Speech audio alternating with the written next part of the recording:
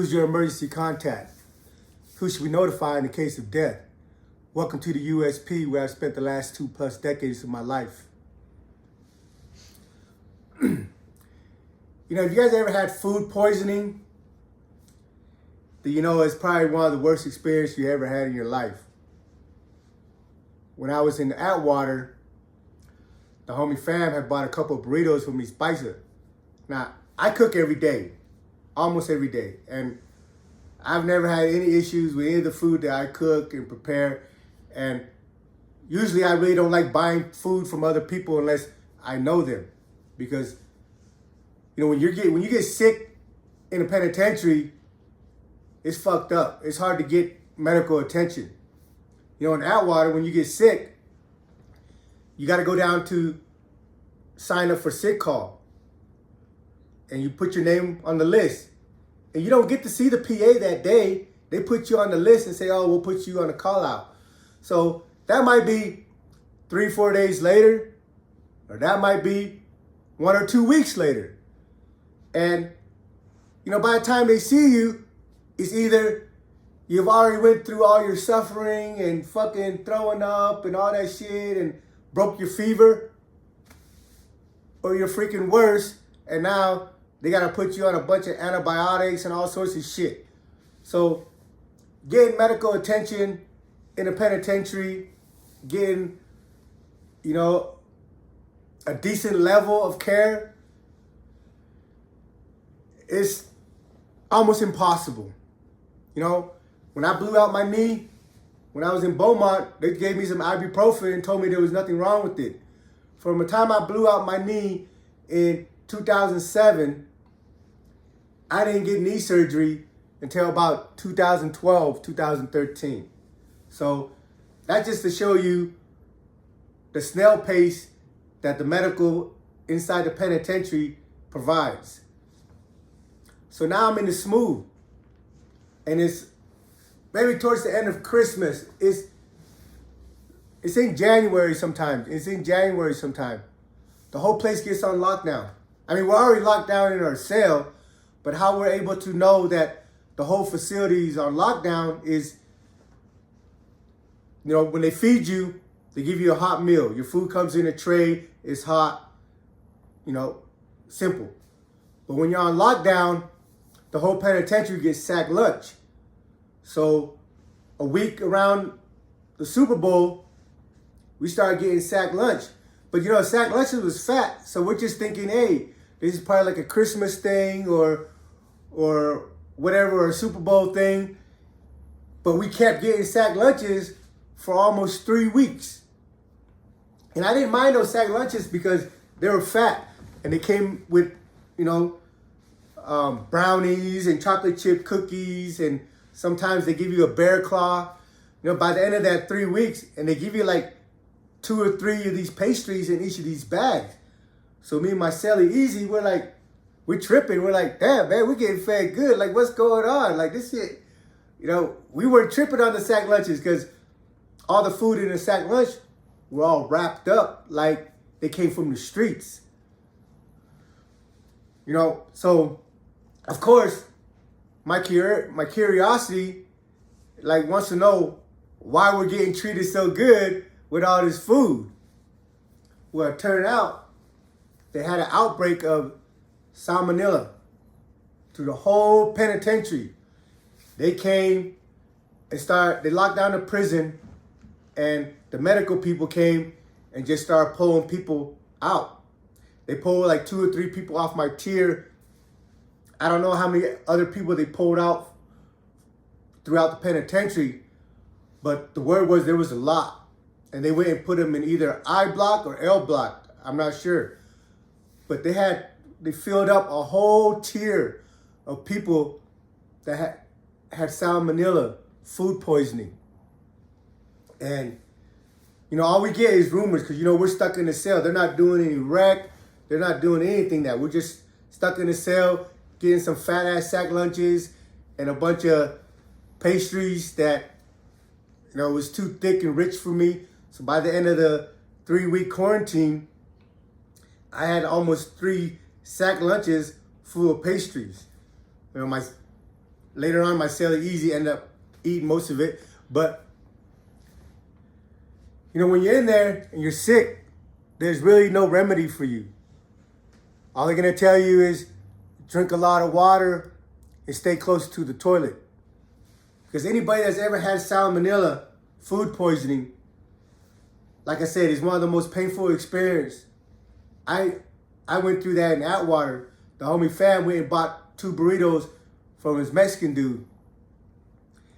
You know, as soon as I bit into the burrito, it's like I busted a bubble of fucking fart or something. Because it just, as soon as I bit into it, it just stunk. I was like, ooh, what the fuck? And I spit it out and threw it away.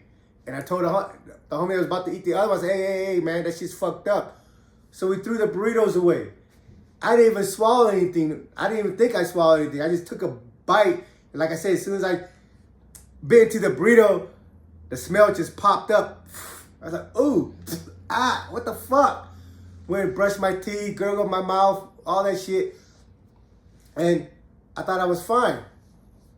Well, about 2 o'clock in the morning, I feel my body heating up. You know, I wake up and I feel my body heating up like it's sweating, and I feel a knot in my stomach. I'm like, man, what the fuck is that?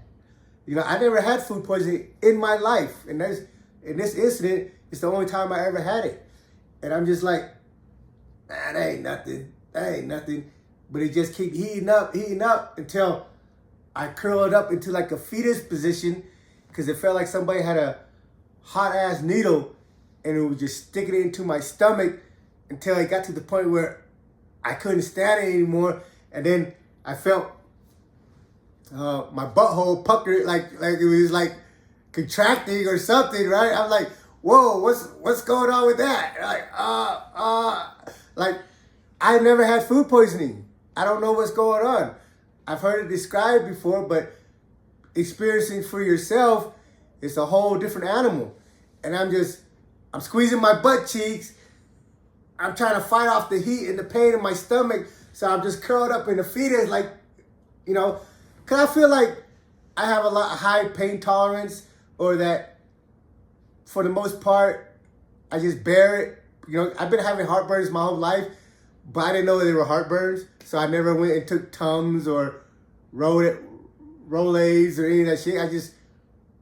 To me, it was just like, all right, I'm fucked up right now. And I just drink water and hope it goes away. Had no idea it was heartburn until, you know, I described it to somebody like, man, that's heartburn. After that, I went and bought me a big ass jar of Tums, and, you know, every time I get the heartburn, I eat a handful of those gummies or whatever, and I'm good. But my whole life, I never knew what it was. You know, like now, I think I have allergies. I tell my wife because I'm sneezing and stuff, and she's like, oh, you have allergies. I said, no, baby, I don't have allergies. I just sneeze sometime in the spring, you know, because I don't go to the doctor and get diagnosed for all these other symptoms and this and that. You know, if I eat something and it makes my lip numb or my tongue, you know, itchy or whatever, I'm just thinking that's what the fruit does to you. I don't know. I probably have an allergic reaction to them. So, you know, my wife finds these things comical because, you know, because I guess I'm kind of dumb about this shit, right? So I have no idea I'm having food poisoning. I just know that there's a needle, a hot ass needle stuck in my stomach, and stuff is trying to come out of my butt, and I'm just like squeezing my ass and just like, oh, what the fuck? Until I couldn't do it no more, and I fucking ran to the toilet. Cause you know you're in a cell, the toilet's not that far. It's about 6 feet away in the cell that I lived in. I had the first cell, the big cell, in 2A. So I crawl over there, and I'm trying to sit on the toilet, but then I feel the thing coming up, and I'm like, what do I do? You know, put my face in the toilet or sit my ass on the toilet? And I was just like, fuck it. Pull down my boxers, shit just all water, and it was just, whoa. And I'm like, what the fuck? Why? And my stomach is just burning, and then I had to pinch it, turn around, stick my face in the toilet, and shit started coming up you know, I'm over there filling up, throwing up in the toilet. Finally, you know, the heat went away. And I was like, oh, what the fuck was that? I'm okay, I'm cool. I brushed my teeth, cleaned myself up, crawled my ass back in bed, put the blanket on, because that took a lot of energy out of me, you know? And I'm just like, man, going through my head, I'm like, man, what's wrong with me? I feel like I was dying, you know, because the pain was so fucking intense. And I'm just like, all right, I can go back to sleep. It's over. Man, like 20 minutes later, I can feel the heat rising in my body again. And I'm trying to fight it. I'm like, nah, I can fight through this. It just, my body starts sweating. I can feel it's like, it starts out like a pinpoint, just a small, something that you notice that is burning in your stomach. And it just keeps getting hotter and spraying out until, again, your body curls up. Well, this time I know what to expect. I know once my body curls up, shit is starting to start trying to come out of my body. So I go back to the toilet. I'm sitting on the toilet, go through the same shit, turn around, put my face in the toilet, and I'm just like, man, this shit is fucked up. I'm exhausted. I'm sweaty. And, you know, before, you know, to keep myself from taking you through every single repetition that went through that night, long story short, I was on the floor. I didn't even go back to bed after like the fourth time I had to go to the toilet. I just laid on the floor next to the toilet. And from 2 a.m. that night, that morning, until about 5 o'clock after count the next day, 5 p.m., I was by the toilet. I couldn't go out to the yard. I couldn't think. I told a homie, hey man, I'm fucked up. I'm gonna be in the block. I'm gonna be in the cell. And I do that just to give the homies a heads up if they're looking for me, or if something happens, they know that I'm in my cell. And I just laid there by the toilet and just, listen, I didn't eat that much the day before.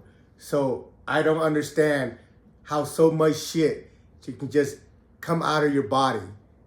And towards the end, it was just straight water. Just, I mean, nasty brown dookie water, but it was just, I'm like, man, what the hell? Curled up by the toilet.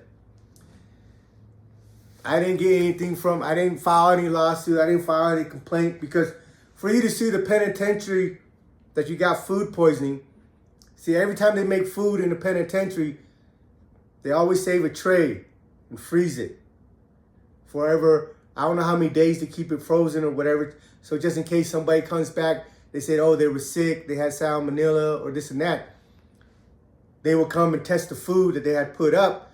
And if they find traces in that food, then you have a claim. If they don't, then they just chalk it up like you got yourself sick somewhere else. But in the Smooth in Lewisburg, yeah, they was proven that these dudes had fucking that the food had salmonella. So everybody that they quarantined in whatever block they took them to, they all filed a lawsuit on Lewisburg. And I think at the end, like a couple years later, that I heard rumors that they won and they had settled. I don't know how much each person got, but I want to say, let's just say the minimum was like $2,500 per inmate. But there was other people that got fucked up more, that got rewarded more money. But being sick in the penitentiary ain't no joke, man. Welcome to the USP.